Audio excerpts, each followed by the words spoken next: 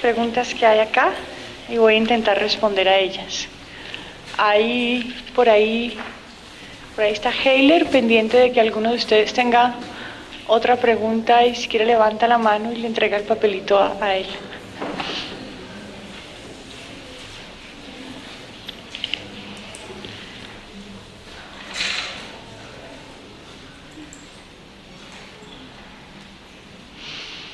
Bueno, esta pregunta dice así: ¿quién debe juzgar el nivel de la maldad de otros con base en el conocimiento?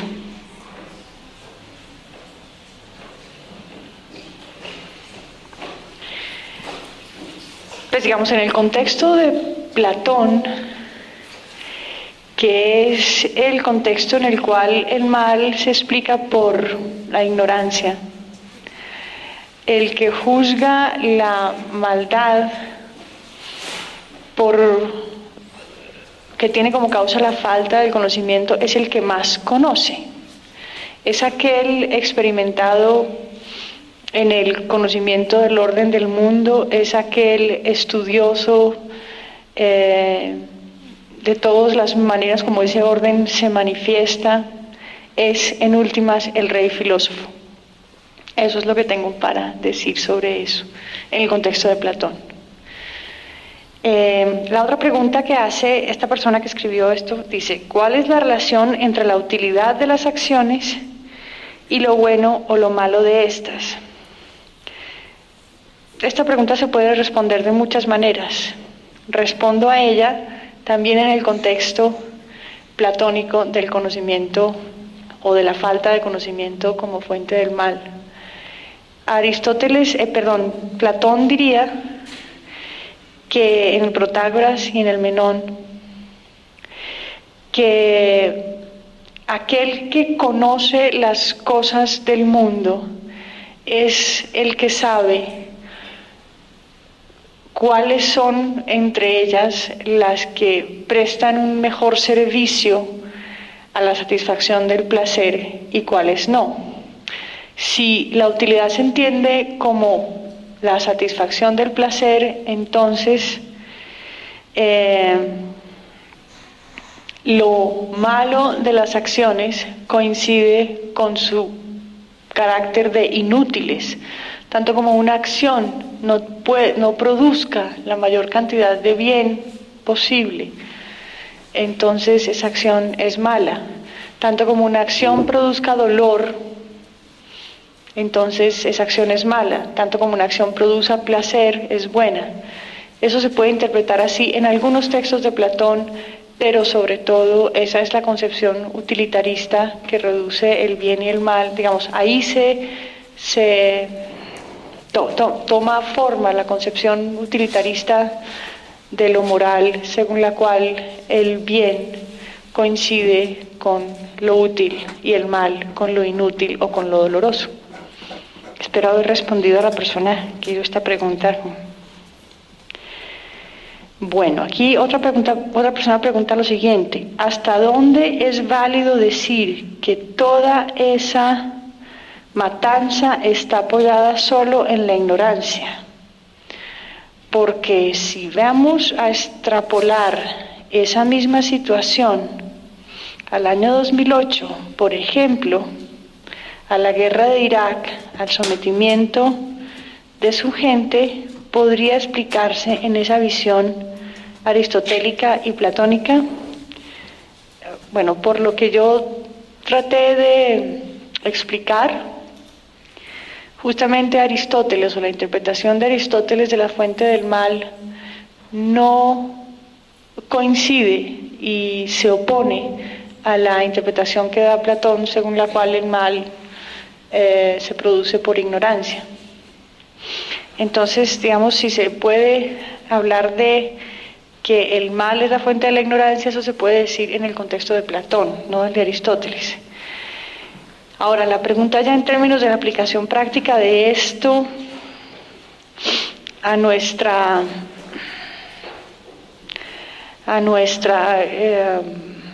actual situación internacional, bueno, requiere que se piense mucho en qué condiciones se produce esa guerra, pero muchos de los detractores de esa guerra han calificado la acción impetuosa del ejército de los Estados Unidos en Irak como falta de ignorancia sobre las cosas del mundo. Puede haber para esa misma acción, como es el resultado de cosas tan complejas, otras explicaciones para digamos, del mal, digamos, que vemos ahí.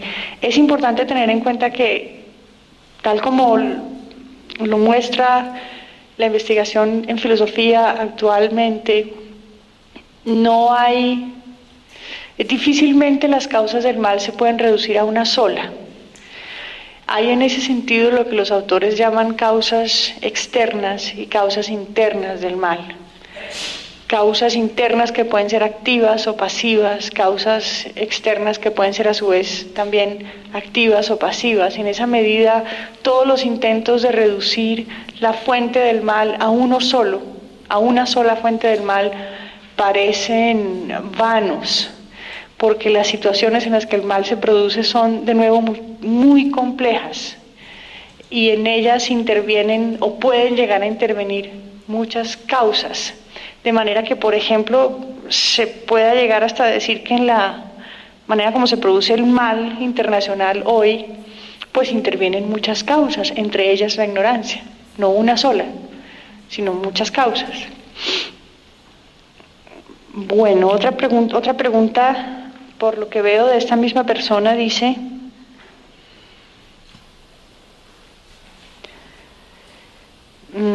dentro de toda esa lectura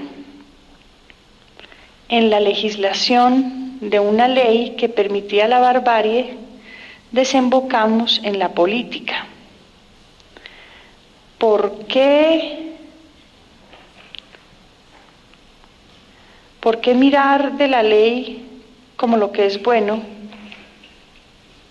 sin una mirada ética y crítica? ¿Por qué? ¿Dónde está la persona? ¿Usted la hizo? ¿Podría, por favor, reformularla? Que hay una palabra que no entiendo. ¿Por qué mirar la ley como lo que es bueno, sin una mirada crítica, ética? Lo que quiero decir, por ejemplo, que la lectura que usted hace allí, en cuanto a que valida las acciones de los reyes y de toda esa cuestión de la conquista española, como que la visión general era: esa es la ley, ¿cierto? Y la ley hay que cumplirla, por esa hasta dónde es la mirada, del grupo que eso va en contra de la ética, ¿cierto? De la ética, de la vida, de la humanidad, porque no era que el genocidio, y además era de la tortura. Sí, yo no creo que las casas, por las citas que yo traje aquí a colación, hubiera hecho una lectura poco crítica del requerimiento, no porque fuera ley, justamente casi que lo dice en sus palabras, no porque fuera ley y porque fuera concebida por el rey y por su consejo, no porque hubiera sido concebida quizás sin intenciones malévolas. La ley es buena, la ley es mala, dice Las Casas, es claramente inocua, es claramente improcedente, es claramente absurda y va a ser la causa, como él mismo lo predijo, de infinitos males, y lo fue. Entonces, él era el primer testigo, digamos, crítico de la maldad, digamos, o de la fuente de la maldad contenida en la norma, en el requerimiento. Parecía que sí, parecía que fuera entre los pocos. Bueno.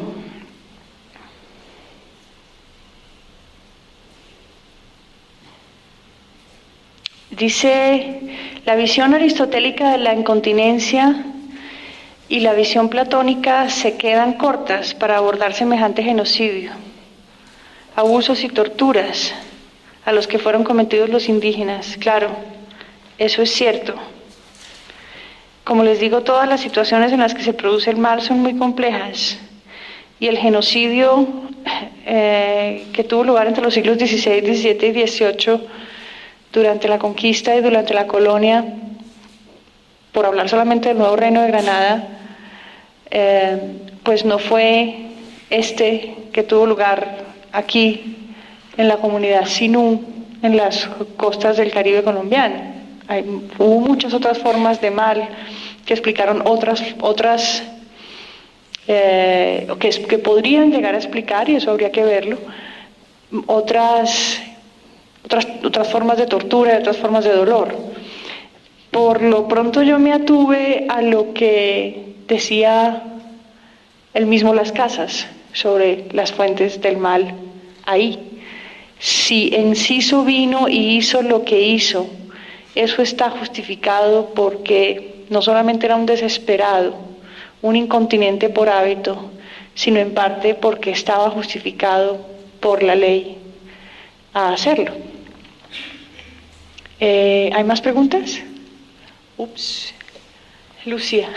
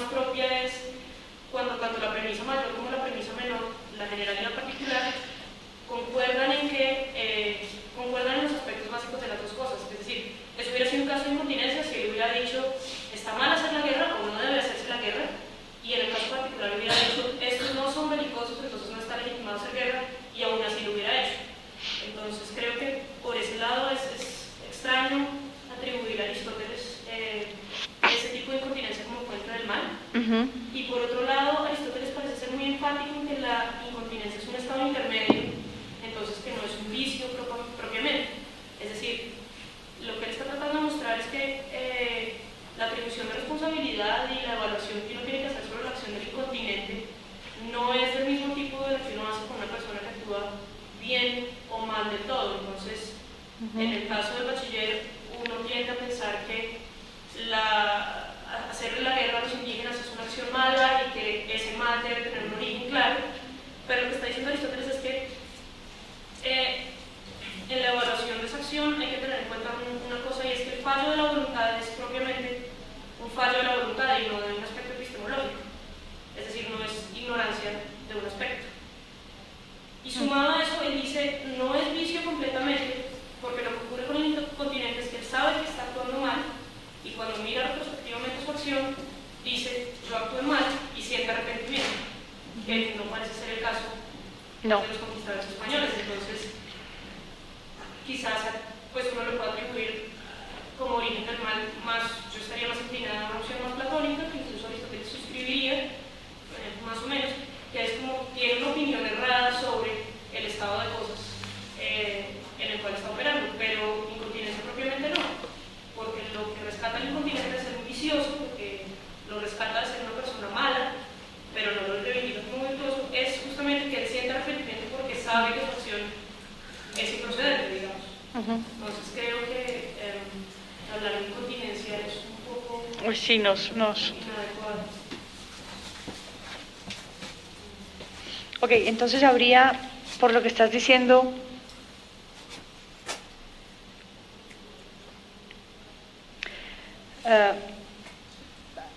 tiene como dos partes tu observación. La primera me obliga a mí a hacer una lectura más cuidadosa de las segundas capítulos del libro séptimo de la Ética Nicómaco, y eso me comprometo a hacerlo. En ese sentido, pareciera que tuviera que contrastar los primeros capítulos, los primeros párrafos de los primeros capítulos de ese libro con los últimos, a ver si hay una concepción de la acrasia pues unívoca en Aristóteles. Y la segunda pregunta, en efecto, si alguien es incontinente por hábito, hay deja de ser incontinente. No, de hecho no. El punto es como, pues es que la incontinencia, como la virtud, es una disposición. Uno puede actuar incontinentemente en una ocasión, y Aristóteles habla un poco de eso, como cuando él dice que uno como bolilla. Sí. Y él dice, el caso claro es que uno es una persona muy racional, sabe qué tiene que hacer y no tiene que hacer, pero le sacaron la piedra y mandó el golpe. Sí. Eso es incontinencia en una acción. La incontinencia del hábito tiene más que ver como con lo que describías tú de el tipo de carácter autoindulgente y medio negligente con Sí, uno mismo. sí. El caso clarísimo es, por ejemplo, el fumador. Sí. Uno sabe que el cigarrillo es malo y uno sabe cada vez que prende un cigarrillo que eso es un cigarrillo.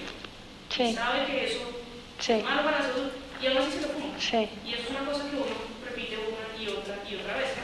Y por eso Aristóteles dice que ese es el incontinente más difícil de curar, porque no es un fallo epistemológico, no hay que enseñar, no es como aproximarse a él y decirle, oiga, eso le da cáncer. Cualquiera que conozca un fumador sabe que eso no tiene ningún efecto real, sino que consiste en una rehabilitación completa a patrones de conducta, pues, no menos continentes, sino virtuosos. Entonces, pues, es raro hablar, mi punto era que era extraño hablar como en estos casos de incontinencia, porque los conquistadores no parecían tener claro que lo que estaban haciendo estaba mal. Sí, sería un poco bajo expresar eso. De acuerdo, esa es una muy buena, pregunta en general para este tipo de ejercicio que aplica la discusión en filosofía a hechos que ocurrieron en contextos completamente distintos. Eso de alguna manera y esa es una pregunta que yo tengo que tener muy en cuenta. Es una pregunta por la posibilidad de aplicar con estos criterios a contextos donde no se concebía como malo lo que se hacía, ¿no? Pero a mí me salva Las Casas en el sentido en que él es un juez no tan distante como nosotros de lo que entonces ocurría. Entonces él, por estar allí casi que presente de testigo y por tomar la distancia que toma como juez moral de situaciones que él tiene ante los ojos y digamos por atreverse a hacerlo, el hecho de que él se atreva a hacerlo me hace pensar a mí que las acciones en las que estos incurrían tenían que serles imputables. Sí. Como en relación con eso, pues es que tiene mucho que ver como con la concepción que tienes tú de acrasia, que hace que la concepción platónica y la aristotélica no sean incompatibles. Ella misma avisaste tú que eso era muy controversial y yo estoy en completo desacuerdo. El punto es que Platón le va a decir a uno, pues bueno, no en completo, más o menos, que aún en ignorancia la acción es imputable. Aristóteles, digamos, con todo su análisis de lo voluntario, le va a decir a uno, si la ignorancia es ignorancia factual de un particular, entonces uno lo puede excusar porque no sabía. Si uno, por ejemplo, manda un golpe pero no sabe que la persona que estaba ahí era fulano, entonces pues uno puede decirle, oiga, fue sin querer y queda más o menos excusado. Pero el punto es que eso lo que arroja es que si hacemos el análisis del bachiller como teniendo un conocimiento errado sobre el particular, entonces automáticamente haría que pues él simplemente cometió un error, no es imputable, no actuó maliciosamente, no actuó con mal, digamos. Si él erróneamente imputó a los indígenas agresividad o lo que fuera, y eso resulta ser un error particular, sí. Entonces, desde la perspectiva aristotélica uno diría, pues, sí. no es imputable, no Ya te entiendo. no puedo decir uno que es malo. En lo que sí están de acuerdo es en que la cosa que uno no puede ignorar, la ignorancia que es imputable es la ignorancia sobre lo que es la premisa mayor. Y en ambos casos, bueno, no en ambos casos, pero en el caso de Aristóteles, pues del análisis que se hace desde Aristóteles, eso sí parece estar claro. Ellos sí sabían que no se hace guerra a menos que sea necesario, entonces no se está contraviniendo eso. En ese sentido serían medio compatibles, pero si uno defiende pues, la interpretación de incontinencia que hay, tiene que terminar uno diciendo que no son imputables las acciones de los conquistadores. Claro. Que eso no es lo que queremos decir. No, de acuerdo. Yo quisiera decir algo Vamos a... sobre ese punto, porque es que mi pregunta era... ¿La escribió? No, pero quisiera hablar sobre ese punto. Si escribiste la tuya, dámela. Perdón, coincido con ella, pero no soy filósofo. Quisiera como intervenir desde otra perspectiva sobre el punto que me parece interesante y también tenía esta inquietud que ella plantea así, pero no en términos, por supuesto, de la premisa y ese tipo de cosas, y trabajo del campo de psicoanálisis. Bueno, haga la pregunta tranquila. Sí, quiero aclarar eso. Me parece que el asunto que he oído aquí se habla en términos de conocimiento. La pregunta que yo podría hacer es, ¿no plantea incluso esta misma posición de Platón de la ignorancia? Que debe haber una división del saber. Es decir, por ejemplo, lo que dice Sócrates en el banquete. El saber que Sócrates se atribuye en el banquete es específicamente un saber que no es del orden del conocimiento y menos teórico. Él plantea que sabe sobre el deseo. Eso es otro orden del saber. Me parece que cuando aparece este asunto, tanto en el ejemplo de Enciso, como en el ejemplo que pone la señora sobre el asunto de la elevación de ACA, lo que está ahí planteado también es un cálculo que no es del orden del saber teórico solamente, es un cálculo de goce, ¿no? Que de alguna manera lo que aparece, creo, de las cartas es claro. Sí, el punto es claro. De cualquier tipo de acción de esa. De acuerdo. Porque es algo del orden del goce propio. Lo que pasa es que en el Protágoras y en el Menón, el saber teórico no se desarticula o no está separado del saber práctico. Para poder saber hacer las cosas hay que haber visto, en el sentido de tener el conocimiento. Entonces, quizás en el banquete, pero en el Menón y en el Protágoras, que es de donde sale la doctrina, digamos, del mal de Platón, las dos tipos de saberes no son diferenciables en el sentido de que no son respectivamente fuentes distintas del mal, sino que el no saber práctico se sustenta en una forma de ignorancia teórica. Voy a leer las otras preguntas de las personas que escribieron aquí sus...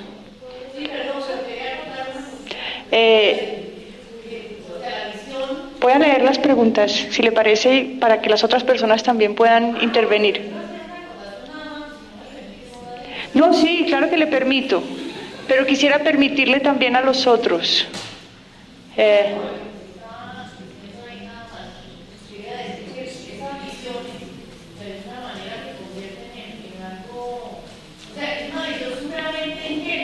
Para toda la lectura que ustedes hacen sobre la cuestión que ustedes históricamente, ¿no? Que es de nuestro país, de nuestra historia y todo eso, digo yo que la visión filosófica allí descansa en una visión puramente ingenua. Ok. Las preguntas. ¿No quiere escribirla? Ok.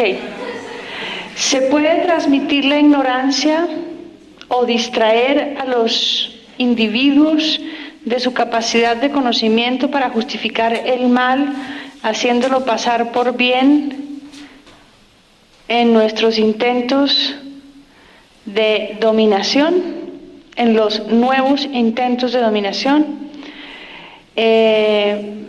No entiendo muy bien el término transmitir la ignorancia. Lo que yo sí creo es que se puede promover la ignorancia. Regímenes totalitarios tuvieron esa tarea como pocas de promover la ignorancia sobre lo que estaba pasando en los campos de exterminio y en los campos de concentración, por ejemplo. También se puede con borbotones de información, con la información atiborrada que nosotros recibimos todos los días, también se puede distraer a los individuos de la capacidad de conocer hechos. Y se puede hacer eso, yo creo, y estoy de acuerdo con usted, en justificar el mal haciéndolo pasar por el bien. De hecho, en nombre del bien y con las mejores intenciones, mejor dicho, el infierno está lleno de buenas intenciones. La profesora María Victoria Uribe, que viene el 8 de abril, tiene una conferencia que se llama De cómo el mal se hace pasar por el bien. En efecto, eso es de lo que más se hace. Y estoy de acuerdo con usted.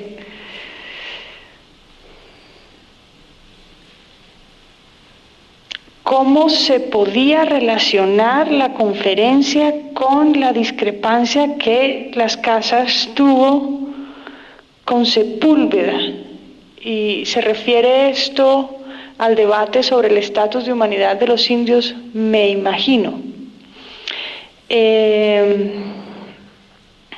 Es una bonita pregunta, no estoy segura de que la pueda responder, pero muy probablemente para De Las Casas, como cristiano y como convencido de los preceptos del cristianismo y como íntegramente convencido de ellos, no era tan fácil hacer la distinción como la hizo Sepúlveda y como la hizo Sepúlveda para justificar lo que estaba pasando en el continente americano y como la hicieron los reyes de turno.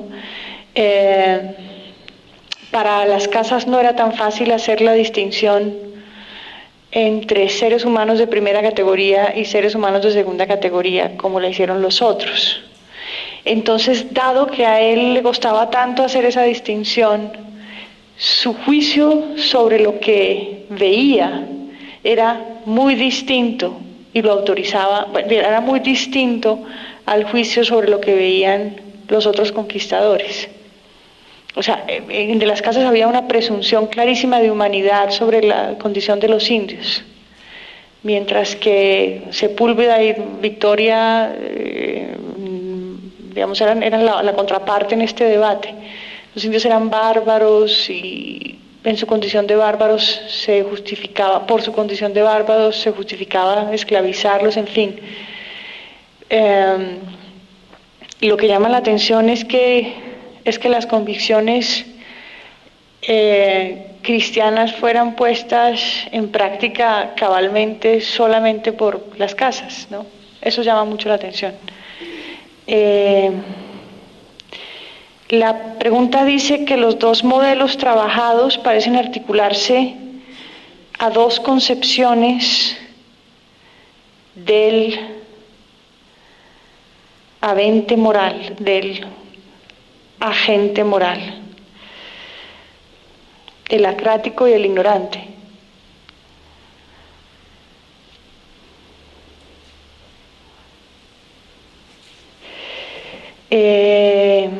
En el modelo platónico, voy a decir esto con riesgo de equivocarme y con riesgo de incurrir de nuevo en una mala interpretación sobre todo de Aristóteles.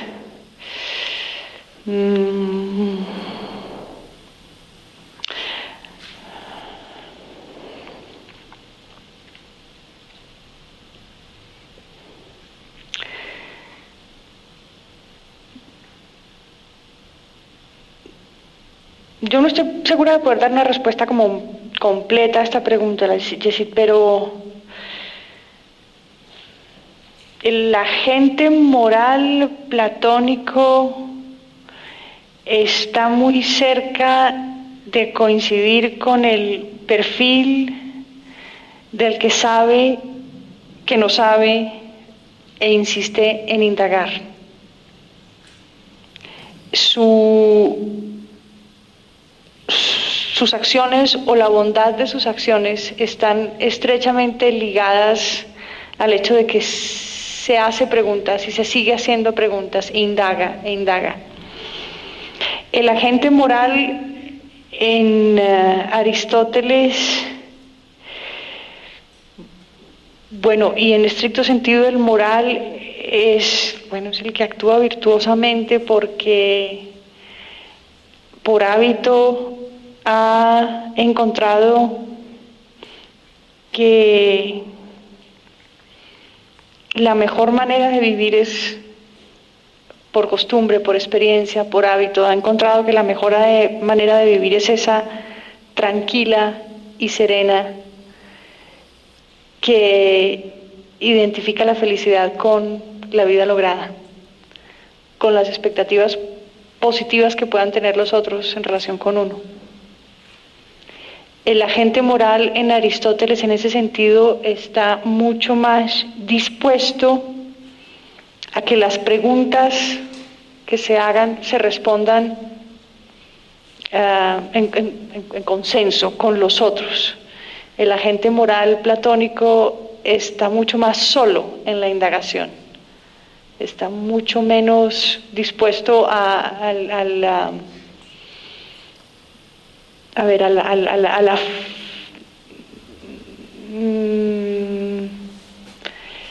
digamos, es mucho más de la mano del conocimiento teórico que el agente platónico del mal del moral se vuelve bueno. Es mucho más de la mano de la teoría. Y mientras que en Aristóteles es mucho más de la mano de la opinión y del acuerdo y del tener que ver con los otros y de estrellarse con el mundo. No sé si con eso haya respondido la pregunta. Ok. ¿Perdón? Ah, no fuiste tú. Pero, ¿por qué dijiste tú como si hubieras adivinado la letra? Ok. ¿Hay alguna otra pregunta escrita? ¿O el señor que con tanta anticipación hizo su... quiere... Incluso lo que voy a decir creo que se va a ver en el resto de las conferencias. Algo que estoy aquí intentando, no puedo entender y no sabe si... Ah, no, nadie. Es que el que lo entienda es peligroso. La discusión que me parece interesante es que todos tienen razón. El problema es porque lo estamos viendo un poquito conceptual y un poquito casuístico. Ella lo dijo muy bien. El mal me pareció muy significativa conferencia, maravillosa. Y veo hacia dónde apunta y precisamente por lo que se salen muchos vectores y muchos matices en el que cada uno se tiene que acordar. Al decir que el mal tiene relacionamiento social, eso no quiere decir que haya mal histórico. El mal para mí es, y para cualquiera es, con mayúsculas. Ahora bien, ¿por qué un poco en mi concepto? Veo lo que aparentemente está chocando. Primero, la conexión entre el concepto de Aristóteles, lo de la ignorancia y lo de la akrasia. La akrasia es un término un poco más evolutivo, aunque sea griego, es más cuando se ejercita filosóficamente la voluntad como virtud, es un poco ya cuando empieza el estoicismo, o sea, la filosofía griega ya extendida. Cuando decían que eran dos conceptos entre lo bueno virtuoso y lo bueno epistemológico, no. Es que para eso viene de Sócrates, el bien, y usted lo dijo muy bien, esa separación no existía. Entonces empezamos a separar las leyes. El proceso histórico de visión del mal, que no quiere decir que el mal sea distinto. Entonces, esas dos confusiones. Por ejemplo, en la época de Aristóteles, yo siempre parto de la tesis de que el mal a todo el mundo es simplemente lo que no vivimos lo distinto. Entonces, ¿qué era lo distinto en Grecia? La esclavitud, los esclavos. Los esclavos ni siquiera eran hombres. O sea, que decían tal, alegrémonos, y aquí se van a repetir ustedes antes de mí, me alegro de ser griego y no bárbaro. Me alegro de ser hombre y no mujer. Me alegro de ser libre y esclavo. Ahora, era que no existía. Lo mismo que eso de la esclavitud se aplica un poquito a lo de la ley de ley, y a lo que está hablando de la creación de las casas y lo de la ley con la compensación de la ley. Simplemente si mostraban que iba a mostrar un poquito de bipolaridad, los conceptos siempre han sido bipolares. La ley, hay que ver que en la época de las Incas, si fuéramos a hacer un intermedio de la Edad Media, era un aparentemente más mal de la historia de la Edad Media sería Gil de Reyes, el famoso Barba Azul, que sin embargo fue soldado y jefe capitán de la hueste de Juana de Arco, a nombre de Dios, y fue el famoso asesino y violador de niños. Todavía la historia, tanto la historia objetiva o bien moral, la historia moral, discute cómo fue el acto último de él, que se arrepintió y echó un discurso de indignado cuando lo iban confesando y contando todavía todo lo malo que hizo, que hasta las madres de las víctimas de los niños le echaron flores y lo creyeron que en el fondo era un santo y era el peor criminal. ¿Qué pasa con esta etapa que están ustedes discutiendo? Y es que hay dos cosas. Viene que lo apuntó la señora, que el problema era este. Es que en ese momento, primero hasta la Edad Media, fue la pelea de las dos espadas. ¿Cierto? El poder moral y el poder religioso era uno, y el poder político. Trataban cada uno de tener algo único. Viene el proceso de la legislación.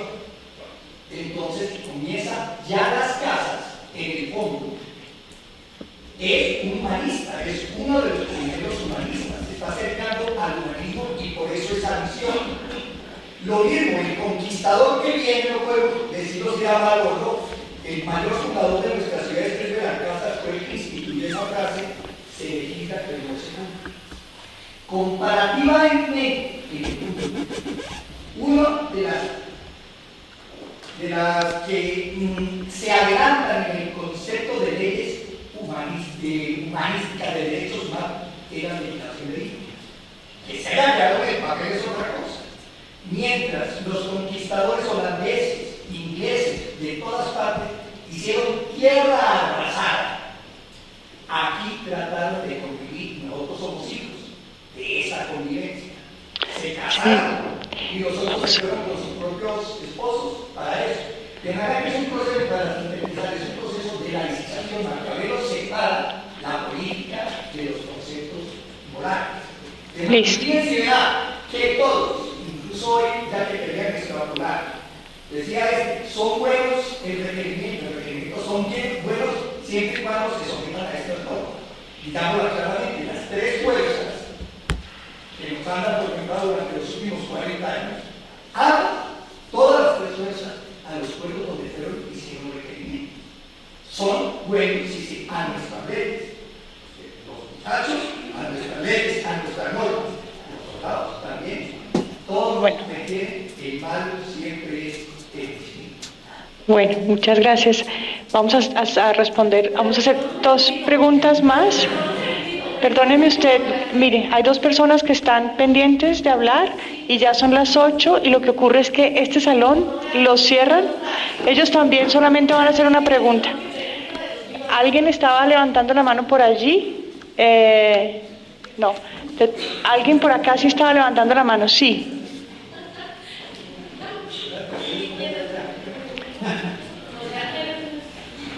Haz tu pregunta. No, señora.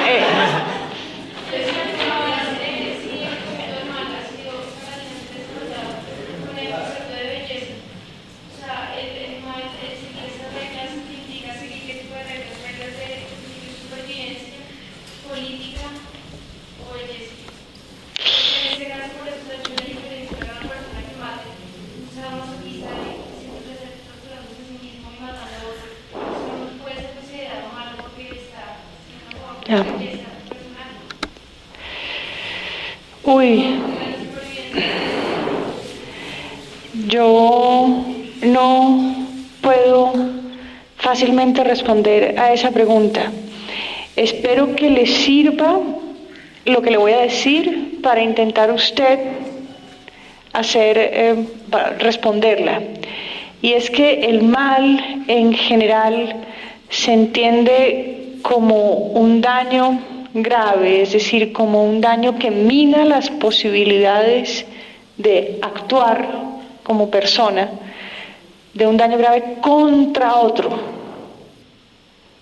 En ese sentido, es difícil hablar de que uno se haga mal a sí mismo, como uno se hace mal a sí mismo cuando fuma, eso es evidente, uno se produce un daño. Pero en general, el término en filosofía moral describe relaciones intersubjetivas, unos a otros. Después de todo, yo no soy víctima de lo que yo me hago a mí misma porque lo hago voluntariamente contra mí misma. Pero víctima de mí, de lo que yo hago, es otro, necesariamente otro. Si eso se puede relacionar con la estética, ya yo no sé bien. Quizás te sirvan de algo esa respuesta. Bueno, una última pregunta.